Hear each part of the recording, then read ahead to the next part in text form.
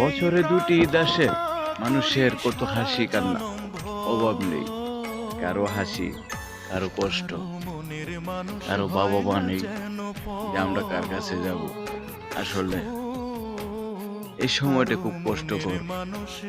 তাদের কষ্ট দেখলে চোখ দিয়ে পানি আসে। এমপি যার বাবা মা নেই, তার তো মনে হয় কেউই নেই।